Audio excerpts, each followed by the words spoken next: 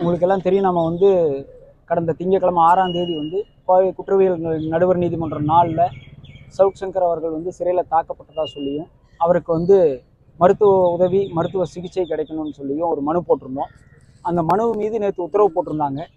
அந்த உத்தரவின்படி இன்னைக்கு சவுக் சங்கர் அவர்கள் காலையில் ஒரு 10:30லேருந்து 11 மணிக்குள்ள கவர்மெண்ட் ஹாஸ்பிட்டல் கோயம்புத்தூரில் JM4 நடுவர் நீதிமன்றத்தினுடைய உத்தரவின் அடிப்படையில் கோயம்புத்தூர் மருத்துவக் கல்லூரி மருத்துவமனையில் இன்னைக்கு அவர் ட்ரீட்மெண்ட்டுக்காக கூட்டிகிட்டு போயிருந்தாங்க. உங்களுக்கு எல்லாம் தெரியும், நீங்கள் பார்த்துருப்பீங்க.